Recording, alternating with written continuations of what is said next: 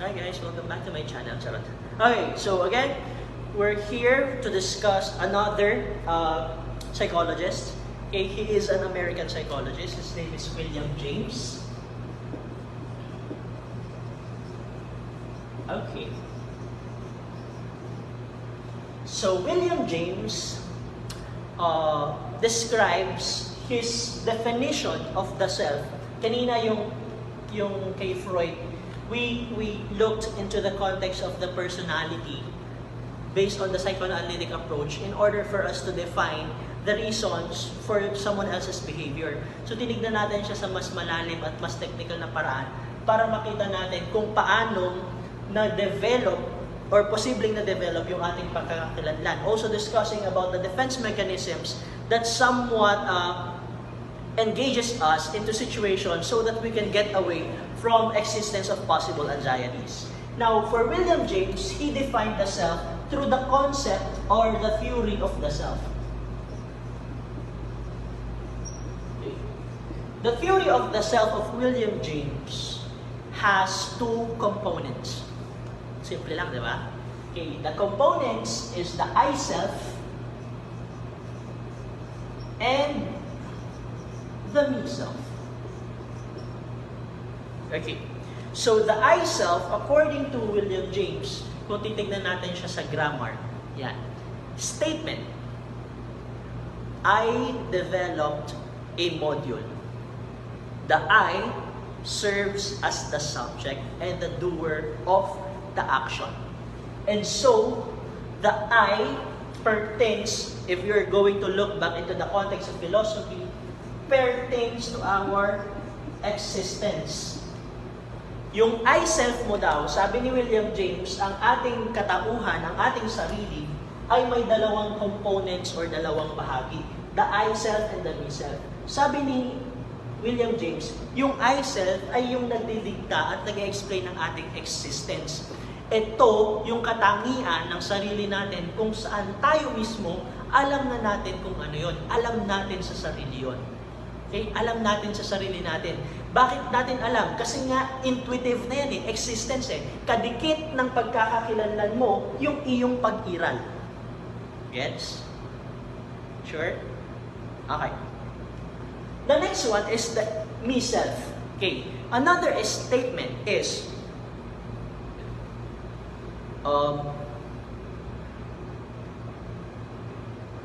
Roger came to develop a module for me. Okay. So what is the role of the me in that particular sentence? Now, in that sentence, the me is thus the object of the action. Okay? Siya yung object, sa kanya nakatuon yung action. At dito na sa me self, ang pinag-uusapan naman natin dito ay yung experience mo. Okay? Meron kang pagkakakilanlan sa I self, ikaw yung subject, ikaw yung doer. Ngayon, sa me self, ikaw yung object. Okay? At dahil doon, dahil you are the object of experience. In order for you to recognize yourself, there are various experiences that will somehow explain who you are. Babalik ulit tayo doon sa tanong. Ang tanong ay, paano mo nakilala ang sarili mo at paano ikaw naging ikaw? Meron na tayong sagot base sa pananaw ni Sigmund Freud. Ngayon, ang sunod na tanong, paano ikaw naging ikaw base sa sinasabi ni William James? Okay, so you know your existence. Ito, given na to. Alam mo na to.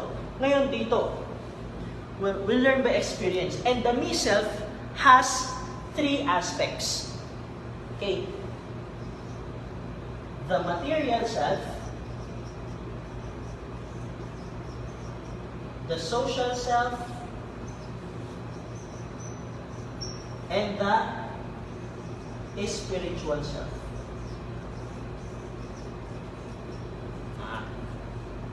Okay. The me self, ang I self, isa. Ang me self, mayroong tatlong components or aspects. Okay, the material self, the social self, and the spiritual self. Okay. So, ang material self is characterized by the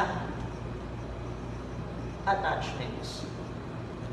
Sabi ni William James, Under the me self, yung experience natin ay magiging pagkakakilanlan natin. Una, sa material self, base sa mga bagay na meron tayo. That is our attachments. Example, ikaw ay nakilala dahil sa iyong apelyido. The apelyido is an attachment to you. Ay, Santos, ang bilis mo tandaan ang pangalan niyan, bilis yan. Makikilala mo, Santos, taga saan yan? Di ba minsan pagka pumunta ka sa isang lugar, experience mo yun, pumunta ka. Ngayon, anong apelyido mo, Tutoy? Paunil po. Paunil ay, di baga ang mga Paunil ay mga taga Atimonan, Quezon, taga Tayabas. Kanino ka bagang anak? May mga ganyan. Diba? Kasi nga, we get to be recognized and we get to acknowledge ourselves based on our attachments. Ano pa? Siyempre, yung material attachments. Okay, let's say for example, a person who loves books. Okay? So, yung kanyang pagkakakilanlan ay books. Yung kanyang pagkakakilanlan ay base sa kung saan yung siya nagkakamal ng mga bagay-bagay. So, sabi, ay, geek yan. Ano yan? Bookish yan. Parang nerd yan.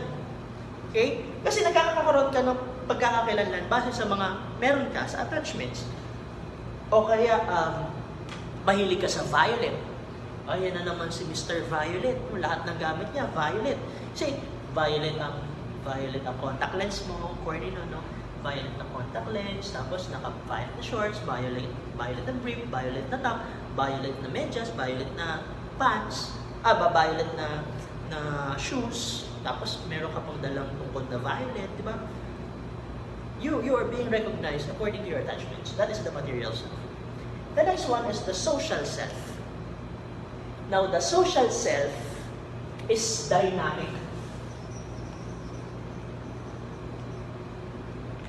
Dynamic yan. Bakit? Sabi, the social self is our identity depending on who we are with. Ikaw na kaklase lang, hindi naman kayo sobrang magkaibigan. Punta ka doon sa klase mo. Tapos, upo ka. Tapos sabihin mo, ay, sige, dito lang po ako. Gusto mong water? Hindi, okay lang. Yan. Gusto mo kumain? Naku, tapos na akong kumain. Yan. Ganyan yan. So, iba yung attitude mo doon. Tapos, pumunta ka doon sa barkada mo, sa best friend mo. No? Pasok ka doon sa bahay, punta ka doon sa kwarto. Tita, andyan po si wala umalis eh. Sige po, hintay na lang po ako doon sa kwarto. Tapos, bukas ka ng rep. Tita, may pagkain po tayo dyan. Daling ko na po ito sa kwarto tapos tatawag ka sa katulog, uy bro, nandito na ako sa kwarto mo, hintayin na lang kita dito, di ba? Ang tigas ng mukha nun. Kung ikukumpara mo, same person, pero iba yung pinuntahan niyang bahay at iba yung gawain niya. Bakit? That will depend on the social environment where he or she is. Nagbabago yung, hindi tayo nagpapakitang tao or nagbabagong tao. Itinutugma lang natin yung ating katangian base sa kung ano yung nire-require ng lugar at base sa kung sino ang kasama natin. Di ba? Minsan, ang tahitahimik mo sa bahay, ang tahitahimik mo sa school, pero pagdating sa bahay, ikaw pala yung pinakamaligalig, kaya magugulat na lang yung ibang tao, maingay ka pala. Yan. So that is the social self. Okay? We change our identity so that we can play different roles depending on our social environment. And of course, the spiritual self is tawag dito,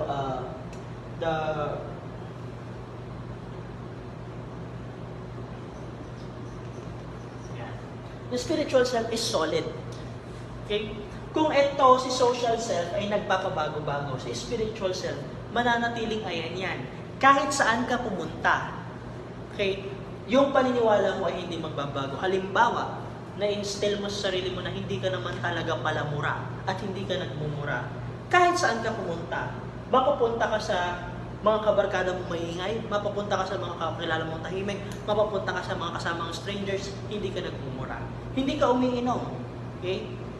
No? Yung iba kasi, ay hindi ako umiinom kapag ito kasama. Umiinom lang ako pagka ito kasama ko. So siya, hindi talaga, kahit sino ang kasama, kahit sino ang magyaya. hindi siya talaga umiinom. So bakit? Masama daw uminom eh. Ayun yung paniniwala niya. So in this context, their experiences based on the material, social, and spiritual aspects are trying to define you as a person. Okay? So these are the explanations of William James as regards to the theory of the self based on the I self and the me self. Any questions? Suggestions, comments, bloody reactions? Okay, just comment down below. Okay, the next one is